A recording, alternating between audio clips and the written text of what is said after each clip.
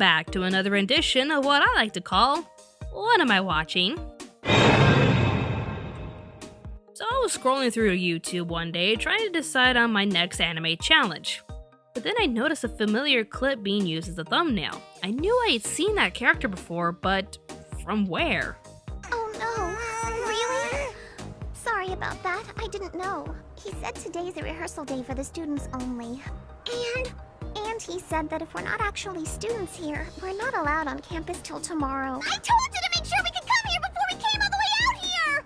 Lucky Star, one of my favorite anime of all time. While it may seem like a strange concept just watching 4 girls randomly talk about stuff, to which the given nickname for the show was the Moe Golden Girls. So did you teach anybody anything today? Well, I tried, but it seems none of the kids are interested in learning how to diagram sentences. I really don't get it. I mean, am I the only one who thinks diagramming sentences is fun?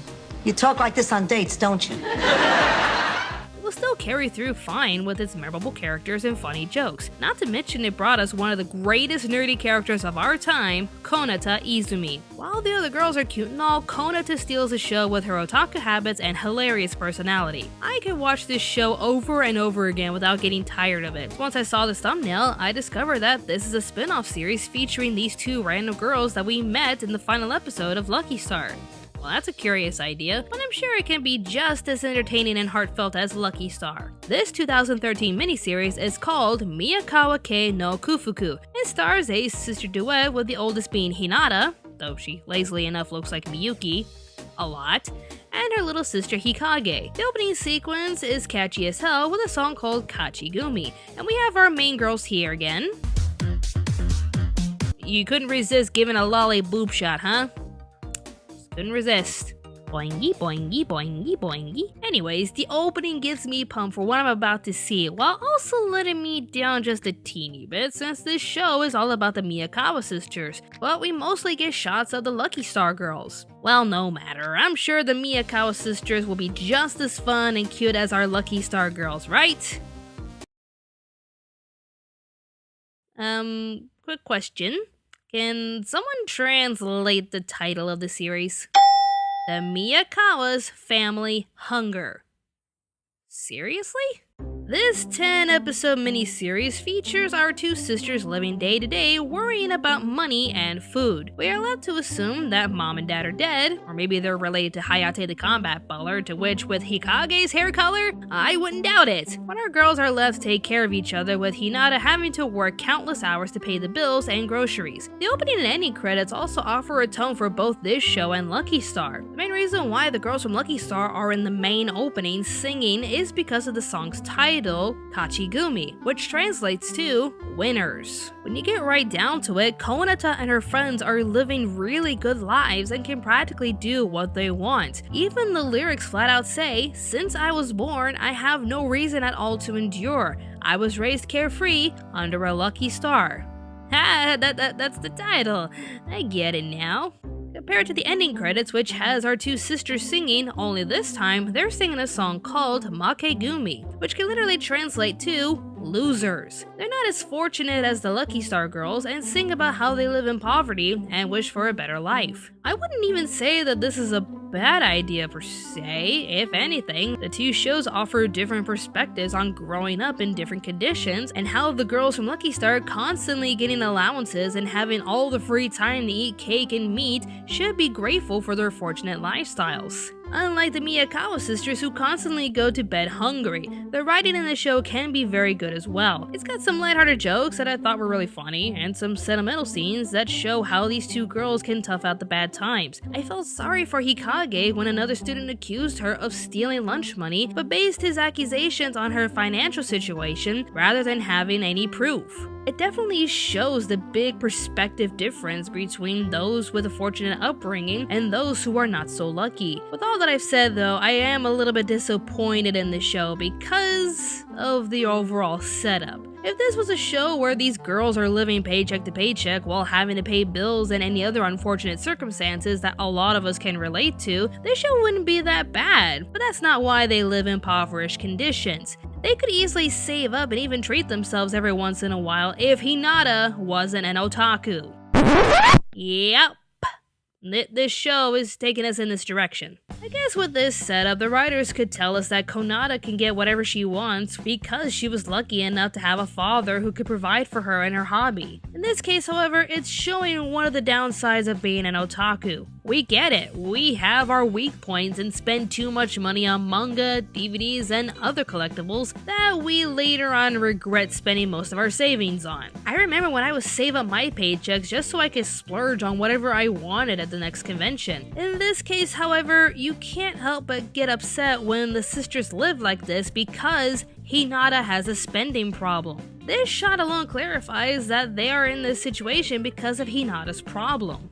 宮川んち貧乏だからゲームなんかねえよなむしろそういうのばっかあるからうちはより貧乏なんだけどね Their house is filled with doujinshis, figurines, and gaming consoles because Hinata can't help herself in her hobby. Her otaku habits are getting in the way of her priority to take care of her little sister. This is why they go to sleep in the heat with no AC. This is why they mostly eat vegetables because they can't afford meat. Even when they get free tickets to go to a theme park, all Hikage can do is worry about traveling costs and food. How is it that the 10-year-old has a more leveled head and is clearly more responsible than her older sister?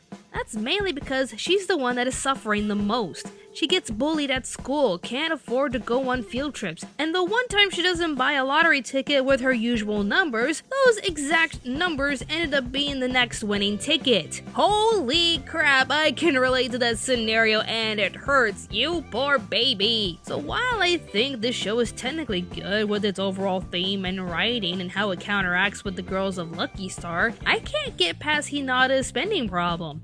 Like, they could be on the streets and you'd see her clinging onto her precious doujins, which would be useless in her situation. Hell, if she loved her sister at all, she would get a use out of her collection for a teeny bit of time and then pawn them off just to get some of that money back. Hikage is doing everything she can to save money around the house, even trying to dry her hair while not using the hot air option. But it's all useless in the end when Hinata spends her money on something they don't need.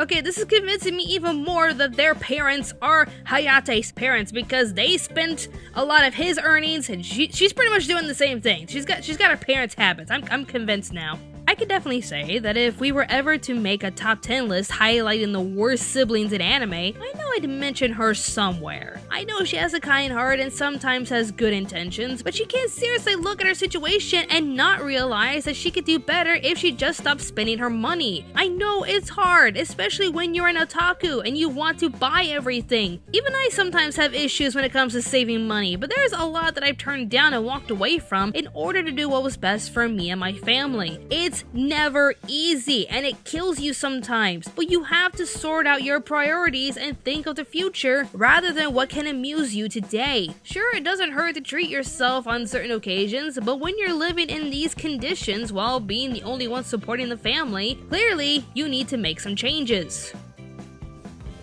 That's just my opinion on Hinata's condition, but I'm curious to hear what you guys have to say. Do you guys think Hinata should do better for her sister and not carelessly spend her money while they starve? Or think she's only human and can make mistakes every once in a while? Leave your answers in the comments down below. While I at first left the show feeling angry towards the older sister and somewhat disappointed in this show, I'm looking at it now still feeling kinda disappointed, but not as much as I thought. The themes do work and the idea is solid, and if anything, maybe they were trying to show the consequences of being an irresponsible otaku. But then again, we don't really see Konata being any better. She just has the right lifestyle to feed her interests, unlike Hinata. Although I have mixed feelings about this show, I still say you should watch it. Those of you who have lived in similar circumstances can relate to some of Hikage's story, while also featuring a lighthearted story with some good jokes here and there. If you were ever a fan of Lucky Star and wanted to see what else this series had to offer, then perhaps you may like the Miyakawa's Family Hunger.